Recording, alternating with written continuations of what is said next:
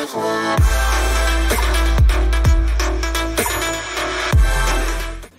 hari kita ketemu lagi untuk membahas soal SIMAK UI. Sekarang kita membahas soal SIMAK UI tahun 2018 nih. Oke. Nah, langsung saja kita mulai nomor 1. Kakak baca ya.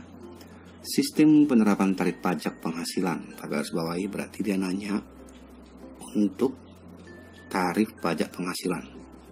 Sistem tarif pajak penghasilan yang ada di Indonesia atau diterapkan Indonesia, sistemnya gimana? Gitu loh. Nah, untuk menjawab ini kita harus tahu nih tarif pajak penghasilan yang ada di Indonesia saat ini, yaitu kalau kakak jelaskan ya, jadi sistemnya adalah bila yang mau dipajakin penghasilannya di antara 0 sampai 50 juta, ini akan dikenakan pajak 5%. Lalu nanti 50 juta sampai 250 juta, ini nanti dikenakan pajak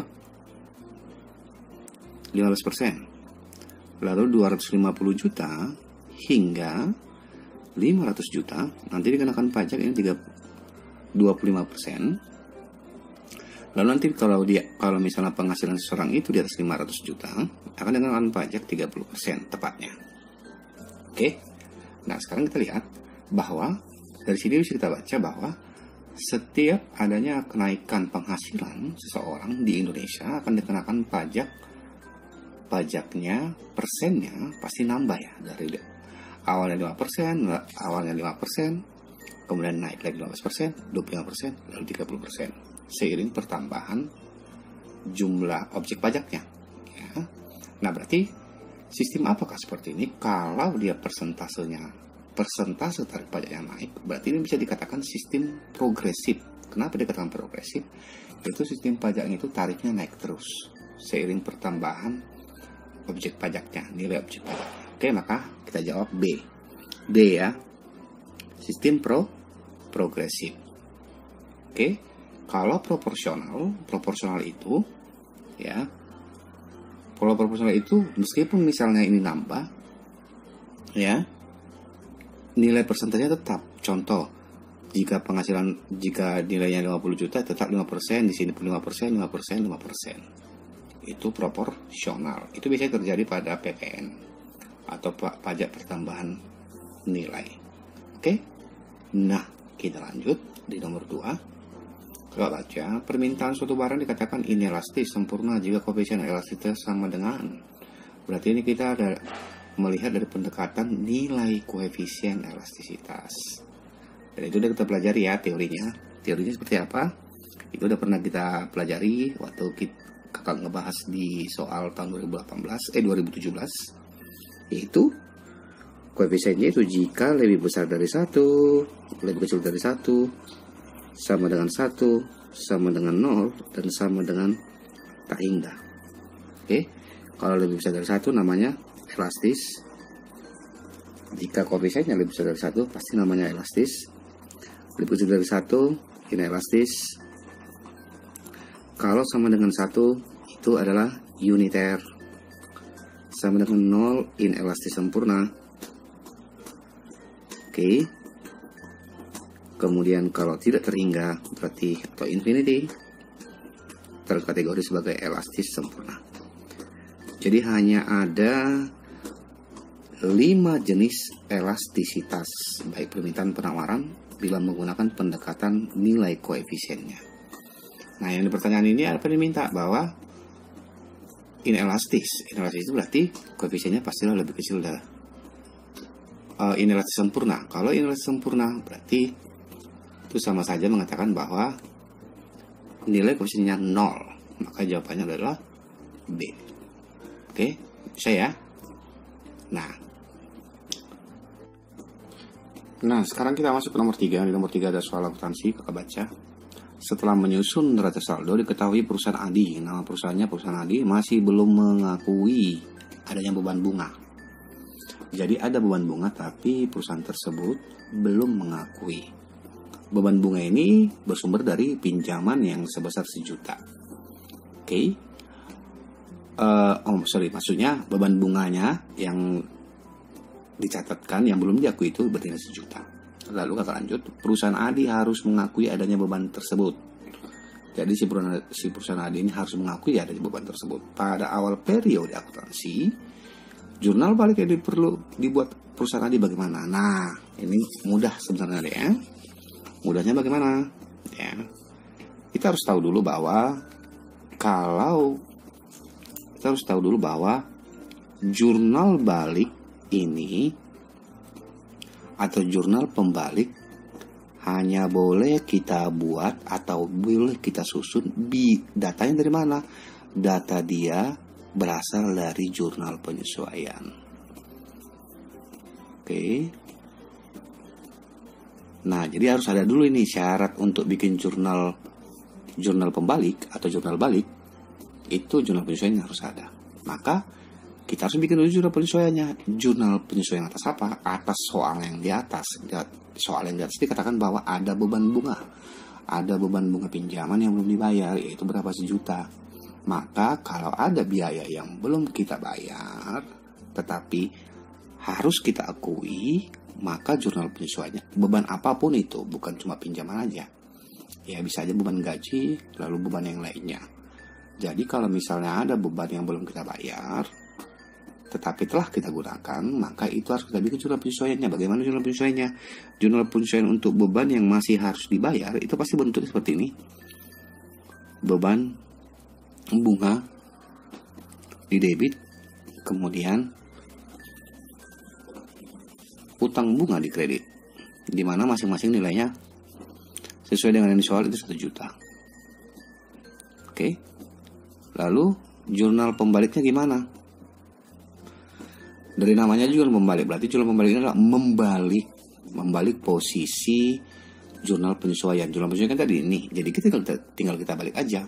Balik posisinya. Posisi apa nih balik, Kak? Jadi yang mengambil posisi kredit akan menjadi debit, yang sebelumnya posisinya debit akan menjadi kredit. Maka ini tinggal kita rubah posisinya. Maka yang di atas utang bunga di debit sama beban bunga di kredit, di mana nilainya masing-masing 1 juta. Ya, sini 1 juta. Jadi kita 1 juta. Nah,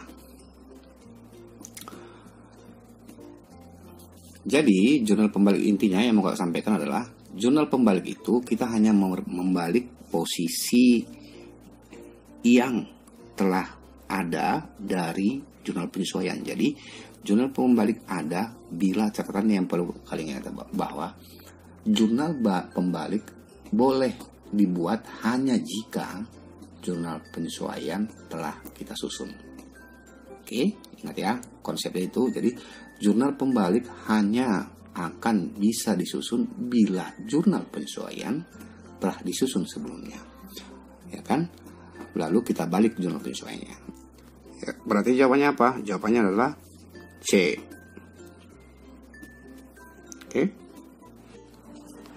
Oke, adik. Terus sekarang ke soal nomor ya. Sekarang soal nomor 4. Nomor 4 kita baca, ketika marginal produk dari tambahan satu pekerja berkurang dari yang sebelumnya, hal ini menandakan telah terjadi apa? Ya. Prinsipnya gini, kemarin udah kakak jelaskan bahwa kalau ada kata marginal, itu berarti kita langsung connect bahwa marginal itu adalah pertambahan. Ya, jadi tergantung dia dikaitkan dengan marginal apa nantinya. Kalau dia bilang marginal produk berarti pertambahan produk. Maksudnya gimana? Jika satu input ditambah, produknya nambah berapa? Gitu loh. Oke. Nah, kita tahu bahwa ada namanya titik jenuh. Jadi kalau misalnya ditambah inputnya, outputnya memang awalnya naik, bertambah. Atau marginal produknya bertambah. Tetapi jika ditambah terus inputnya, lama-kelamaan pertambahan outputnya semakin berkurang. Kondisi apakah itu? Itulah yang disebut dengan kondisi diminishing atau kejenuhan lebih tepatnya. Tetapi marginal produk, diminishing apa yang disebut dengan marginal produk? Yang berkaitan dengan marginal produk yaitu diminishing marginal returns. Jadi diminishing marginal return di situ adalah kita jelaskan. Diminishing marginal return adalah titik di mana kakak jelaskan, titik di mana pertambahan input mengakibatkan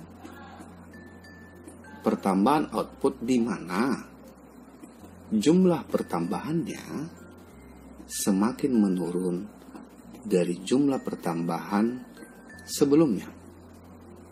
Oke. Jadi misalnya kalau inputnya, misal kakak bikin hubungannya seperti ini, input sama output. Input itulah semua faktor produksi, di mana pekerja itu termasuk kategori input. Oke. Input ditambah 1, sehingga outputnya atau produknya tercipta 2. Lalu ditambah lagi inputnya 2, ini menjadi 4, ditambah lagi. Nah, tetapi ini justru makin menurun. Apanya menurun, Kak? Pertambahannya. Coba perhatikan. Di sini terjadi pertambahan input 1. Di sini terjadi pertambahan output 2. Tetapi di sini pertambahan input 1 ditambah lagi input yang 1. Justru di sini bukan bertambah 2, tetapi bertambah 1. Nah, kondisi inilah yang disebut diminishing. Pertambahan outputnya semakin berkurang. Jika kaitannya dengan produksi atau jumlah produk, maka disebutlah diminishing marginal returns. Tetapi apabila dikaitkan dengan tingkat kepuasan konsumen, ya, jika ditambah satu barang dikonsumsi atau jika ditambah jumlah barang dikonsumsi tapi kepuasannya semakin menurun, itulah disebut diminishing marginal utility. Bisa ya? Oke, jadi jawabannya adalah C. Oke, nah kita lanjut sekarang ke nomor 5. Ya, di nomor 5 kita geser dulu. Oke, kita lanjut di nomor 5. Di nomor 5 kita baca. Jika diketahui fungsi permintaan sebuah perusahaan adalah Q sama dengan 1000 dikurang 1/20P, di tingkat output berapakah? Ya, perusahaan memperoleh pendapatan total yang maksimum. Nah, lagi-lagi ini dia nanya bedakan. Nah, di tingkat output berapakah? Di sini tingkat output sama seperti soal sebelumnya tentang laba maksimum. Ya, dia menanya tingkat output. Berarti tingkat output itu kita simbolkan dengan Q. Ya, dengan Q. Tetapi perhatikan coba pertanyaannya dengan seksama. Di sini ditanya adalah tingkat output, berapakah perusahaan memperoleh pendapatan total yang maksimum, bukan laba maksimum. Ingat ya, pendapatan total maksimum. Tuh, hati-hati, bukan laba maksimum. Karena kalau laba maksimum seperti soal tahun 2017 kemarin, ya, kalau laba maksimum berarti ML sama dengan MC ya. Tapi ini pendapatan total maksimum. Maka syaratnya apa? Syarat pendapatan total maksimum ini jika MR-nya bernilai 0. Oke? Ingat, jadi kondisinya bagaimana sih, Kak, yang harus dipenuhi agar dikategorikan pendapatan totalnya maksimum, yaitu ketika kondisi nilai MR-nya sama dengan 0. Kita tahu bahwa MR ini adalah turunan daripada TR. Nah, maka kita harus cari dulu TR-nya. TR kita tahu rumusnya adalah P kali Q. Oke? Nah, maka dapatlah persamaan TR-nya. Dari mana, Kak? Dari soal di sini, tetapi di sini ketahui adalah Q. Nah, ini si Q ini kita rubah dalam bentuk P. Harus kita rubah dulu dalam bentuk P. Untuk menggantikan P ini, maka langsung aja kita geser, berarti sama saja dengan 1/20P. Ini kita geser ke kiri, maka jadi plus adalah 1000 dikurang Q. Oke, nah kita sederhanakan dengan cara, karena ini seper, maka sama-sama kita kali 20 masing-masing ruas, maka ketemulah dia P sama dengan 1/20 kali 20 berarti 20, berarti 1 P ya. Berarti P sama dengan 1000 kali 20 berarti 20.000 dikurang Q kali 20 adalah 20 Q. Ya, adalah 20 Q. Oke, maka TR-nya dapat apa? P-nya kan udah dapat nih. P ini adalah 20.000 dikurang 20 Q. Maka kita masukkan aja 20.000 dikurang 20 Q, lalu kita kalikan lagi dengan Q. Oke, Oke, maka kita dapat nilai TR-nya berapa? Nilai TR-nya, oke, berarti 20.000 Ki dikurang 20 Ki kuadrat. Oke, nah sementara kita harus memenuhi MR sama dengan 0. Maka MR-nya kita turunkan persamaan ini. MR kita turunkan dari sini. Maka 20.000 dikurang 40 Ki. Inilah MR-nya. Sudah? Nah, sebentar kita tambah kertasnya. Oke, lalu si MR tadi harus kita bikin nilainya 0. MR nilainya 0. Berarti MR-nya berapa? MR-nya tadi 20.000 dikurang 40 Ki sama dengan 0. Harus menjadi 0. Maka 20.000 sama dengan ini digeser kanan, berarti menjadi 40 Ki. Maka dapatlah Ki-nya, yaitu 20.000 dibagi 40. Maka Ki-nya berapa? Tinggal ini habis, berarti 500. Maka pada quantity atau pada jumlah 500 lah kondisi pendapatan total maksimum itu tercapai. Maka jawabannya adalah C, 500 unit. Oke. Nah, jadi yang mau kakak tekankan di sini adalah perhatikan atau disimak pertanyaannya.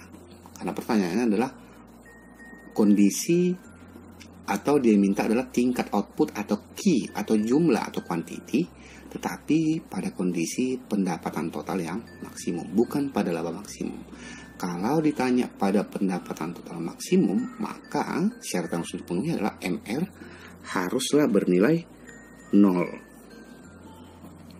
Tetapi kalau untuk laba maksimum, MR sama dengan MC. Oke, bisa ya sampai di sini. Lalu kita lanjut ke nomor berikutnya, di nomor 6. Di nomor 6 itu komponen biaya di bawah ini yang tidak mempengaruhi nilai perolehan persediaan dalam suatu periode adalah apa? Ya, persediaan itu adalah barang yang kita simpan dalam gudang setelah kita membeli. Kita beli lalu kita simpan gudang, itu namanya persediaan. Oke, apakah komponen biaya yang tidak? Jadi yang tidak mempengaruhi ya, bukan yang mempengaruhi. Nah, kita harus tahu yang mempengaruhi nilai persediaan ini ya, yang pertama adalah pembelian bersih. Oke. Semua variabel komponen pembelian bersih pasti mempengaruhi persediaan. Nah, pertanyaannya pembelian bersih komponennya apa aja? Atau variabelnya apa aja? Yang pertama, yaitu pembelian. Oke, sesuai dengan rumusnya pembelian. Kemudian apa? Plus beban angkut pembelian plus, ingat ya, beban angkut pembelian plus potongan pembelian, minus ya, bukan plus ya, minus potongan pembelian dikurang retur pembelian. Oke. Pembelian bersih itu memiliki komponen atau rumus pembelian ditambah beban angkut pembelian dikurang potongan pembelian dikurang retur pembelian. Oke, potongan pembelian ini banyak, bisa dikatakan diskon, rabat, apapun itu. Atau intinya yang mengurangi nilai pembelian. Oke, maka kita cek. Retur pembelian, ya, karena retur pembelian adalah bagian daripada pembelian bersih. Dimana tadi pembelian bersih pasti mempengaruhi persediaan atau nilai persediaan. Oke, kemudian biaya pengiriman, ya. Beban angkut sama saja dengan biaya pengiriman. Diskon pembelian, ya, diskon pembelian merupakan variabel daripada potongan pembelian. Kemudian diskon atas kuantitas, ya juga. Oke, maka yang tidak mempengaruhi nilai perolehan persediaan yaitu apa? Yaitu komisi penjualan, karena tidak ada hubungan komisi penjualan dengan pembelian. Oke. Nah, kemudian kita masuk ke nomor berikutnya. Di nomor 7. Nah, di nomor 7 ini mudah ya. Ini soal penalaran, coba kakak baca. Pendapatan nasional suatu negara yang besar belum berarti bahwa tingkat kesejahteraan masyarakat negara tersebut juga tinggi. Salah satu indikator yang dapat mengukur tingkat kesejahteraan masyarakat adalah apa? Ya, jawabannya adalah pendapatan per kapita. Kenapa tingkat kesejahteraan itu tidak digambarkan dari nilai pendapatan nasional? Karena gini, secara teori bahwa kesejahteraan suatu negara itu pasti diukur oleh pendapatan per kapita. Kenapa pendapatan per kapita? Karena pendapatan per kapita dia mempertimbangkan jumlah penduduk atau pertambahan jumlah penduduk. Sementara kalau pendapatan nasional saja itu tidak memperhatikan jumlah penduduknya. Yang penting nilai barang yang diproduksi itu naik terus setiap tahun. Ya, jadi tidak ada variabel untuk pertambahan jumlah penduduk, sehingga untuk tingkat kesejahteraan indikator digunakan itu biasanya pendapatan per kapita. Oke, next kita akan lanjut nomor 8.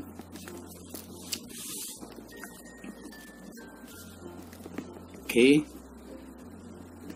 Di nomor 8 ada soal seperti ini. Proses peternak sapi, para peternak sapi penghasil susu kesulitan untuk menjual hasil susunya karena perusahaan susu tidak mau menerima susu dalam jumlah sedikit. Ya, memang seperti itu ya, karena pabrik biasanya mintanya dalam jumlah besar. Kemudian dari perusahaan tidak mau menerima susu dalam jumlah sedikit dan peternak secara perorangan. Oleh karena itu mereka bersepakat untuk membentuk sebuah koperasi. Maka jenis koperasi yang tepat untuk mereka adalah apa? Jawabannya koperasi produksi. Ya, jadi teorinya, dasar teorinya apakah? Dasar teorinya adalah ya, pembagian koperasi dari jenis usahanya. Pembagian koperasi dari jenis usahanya. Ini teorinya ya. Jadi jenis usahanya. Oke, karena nanti banyak sudut pandangnya. Ada jenis usaha, kemudian ada dari sudut pandang badan hukumnya. Ya, tapi kita fokus ke jenis usahanya. Jenis usaha, koperasi. Jika koperasi ini kita bagi, bila sudut pandangnya adalah jenis usahanya, maka ada koperasi konsumsi, produksi, simpan pinjam, dan yang terakhir adalah yang keempat adalah serba usaha. Jadi hanya ada 4. Jadi pembagian koperasi dari jenis usahanya ada 4, yaitu koperasi konsumsi. Koperasi konsumsi adalah koperasi yang menjualkan barang untuk anggotanya, atau hanya dia menjual barang-barang konsumsi. Kalau produksi yaitu menjual alat-alat untuk produksi ataupun memasarkan hasil-hasil produksinya. Kemudian simpan pinjam, ya jelas simpan pinjam dari kata-katanya juga ya, berarti untuk simpan pinjam uang. Serba usaha itu berarti bisa dia konsumsi plus produksi, bisa dia produksi plus simpan pinjam, jadi gabungan gitu. Oke. Nah, berhubung jadi ada 4 jenis ya. Nah, maka jawabannya adalah koperasi produksi B. Oke, next kita ke nomor 9 ya. Soalnya makin mudah. Nomor 9, pengeluaran konsumsi yang dilakukan pada jangka pendek walaupun pendapatan sebesar 0 disebut apa? Autonomous consumption. Kenapa autonomous consumption? Seperti yang pernah kakak sampaikan pada pelajaran sebelumnya tahun 2017 ya, waktu kita membahas soal SIMAK tahun 2017 itu apa? Kan pernah kakak ajarkan bahwa jika C ini pasti konsumsi pasti bersamanya A plus MPC kali Y. Jika maka otomatis S-nya adalah min A plus MPS kali C. MPS kali Y. Nah, kan kakak bilang bahwa A ini dinamakan konsumsi otonomous. Yaitu konsumsi otonomous apa? Yaitu konsumsi pada saat pendapatannya bernilai 0. Oke, maka jawabannya adalah autonomous consumption atau konsumsi otonomous. Oke, A ya. Lanjut ke nomor 10. Di 10 katanya gini. Oke, kita simak bahasanya. Ketika harga daging ayam meningkat, harga keseimbangan daging sapi akan naik, katanya gitu. Nah, bagaimana kita menentukan ini? Ya, kalau kita menentukan ini maka kita harus tahu, kita gambar dulu kurvanya. Bagaimana kita menggambar kurvanya? Kita harus tahu dulu ya, untuk menggambar kurvanya maka kita harus tahu dulu hubungan antara daging ayam sama daging sapi. Ya. Daging ayam sama daging sapi ini hubungannya adalah hubungan substitusi atau pengganti. Jika tidak ada ayam, maka boleh digunakan daging sapi. Oke, nah berarti Kita tahu bahwa kalau ada dua barang atau dua produk memiliki hubungan substitusi, maka hubungannya elastisitas silangnya pasti positif. Maksudnya apa? Ketika harga ayam naik, maka jumlah permintaan si sapi ini pasti naik. Begitu sebaliknya. Oke? Nah, maka kita gambar dulu. Nah, ketika harga daging ayam meningkat, harga keseimbangan daging sapi akan naik. Nah, kita cek untuk keseimbangan daging sapi dulu. Ini daging sapi ya. Kita katakanlah inilah keseimbangan daging sapi. Ini supply-nya, ini demand-nya. Lalu keseimbangannya berada di sini. Oke, ini keseimbangan awalnya. Lalu keseimbangan ini berubah. Kenapa berubah? Karena harga ayam meningkat. Harga ayam meningkat, maka permintaan sapi meningkat. Maka kalau permintaan daging sapi meningkat, maka kurva permintaan daging sapi pasti bergeser ke kanan. Ya. Ingat bahwa ketika daging sapi meningkat, kurvanya ini bergeser, demand-nya ke kanan, sehingga demand-nya jadi di sini. Sehingga harga keseimbangannya gimana? Jadi begini.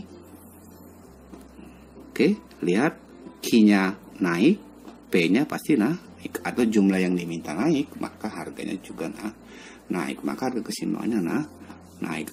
Maka apakah benar pernyataan ini ketika harga daging ayam meningkat, harga keseimbangan daging sapi akan naik? Benar ya? Oke. Lalu sebab kenaikan harga daging ayam akan menyebabkan permintaan daging sapi menurun. Salah ya, harusnya permintaan daging sapi meningkat. Benar salah, maka C.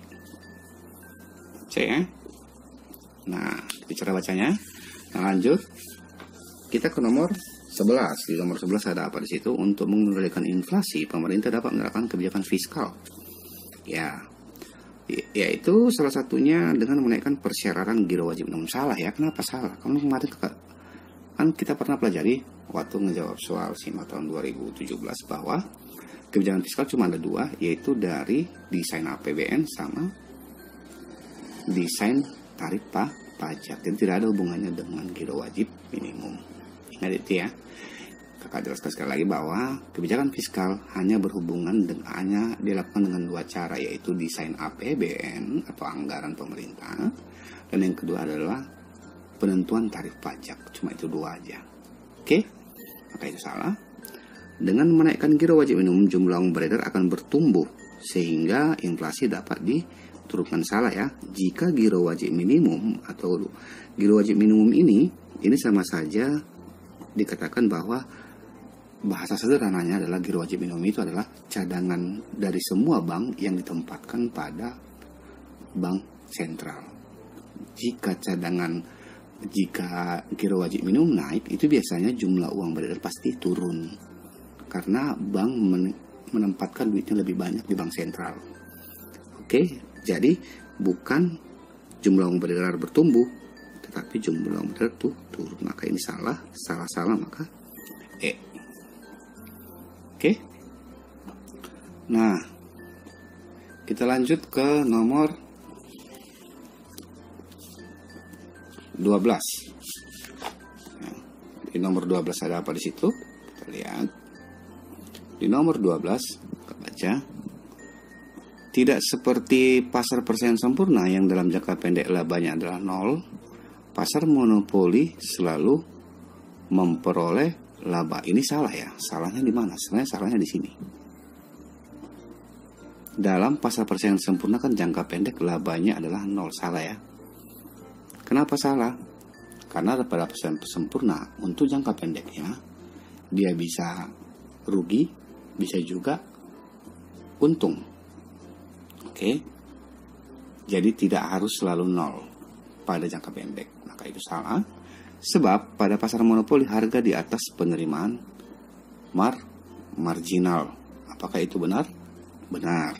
Bahwa pada pasar monopoli harganya pasti di atas penerimaan marginal. Atau kakak bikin rumusnya bahwa price di pasar monopoli itu lebih besar daripada penerimaan marginal, berarti average revenue.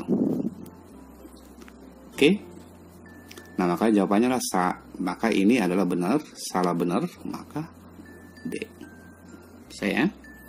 Nah, sekarang kita ke nomor 13. Di nomor 13, kakak baca, yang merupakan ragam kebijakan proteksi perdagangan internasional.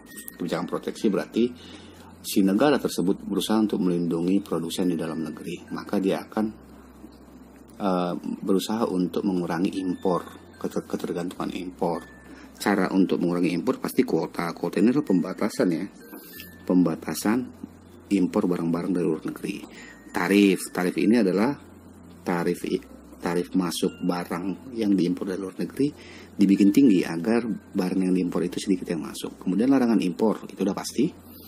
Lalu subsidi produksi barang domestik, iya, karena tadi sesuai dengan kebijakan proteksi, ini proteksi ya, bukan proteksi, ganti. Tujuannya cuma satu, yaitu melindungi produsen dalam negeri. Maka 1, 2, 3, 4 itu jawabannya adalah E. Oke, kita sekarang ke nomor 14. Nomor 14 kita baca. Berikut ini adalah pernyataan yang tepat mengenai kurva indiferensi. Kalian tahu kan kemarin seperti soal nomor tahun 2017, kurva indiferensi yaitu kurva komposisi konsumsi dua barang yang menunjukkan kepuasan yang sama. Kita cek ya. Dengan kurva indiferensi menunjukkan tingkat substitusi marginal MRS. Benar ya? Kenapa benar? MRS ini adalah, jadi selalu ingat bahwa MRS atau marginal rates of substitution ini selalu kita kaitannya dengan kurva indiferen, atau tingkat di mana si konsumen mau atau berani untuk mengorbankan barang satunya bila ingin menambahi jumlah konsumsi barang yang lain, gitu loh. Jadi jika ingin dia menambah konsumsi barang A, maka si barang B harus diturunkan jumlah konsumsinya. Itu disebut dengan tingkat substitusi marginal atau marginal rate of substitution. Itu benar. Itu berlaku. Ingat aja teorinya bahwa MRS atau marginal rate of substitution berlaku untuk kurva indiference. Oke, nomor 2, kurva indiferensi untuk orang yang sama dapat saling berpotongan. Tidak bisa ya. Kurva indiferensi tidak mungkin saling berpotongan. Bergeser iya. Oke, kemudian lanjut nomor 3. Kurva indiferensi yang semakin jauh dari tingkat origin menunjukkan tingkat utilitas yang semakin tinggi. Benar ya.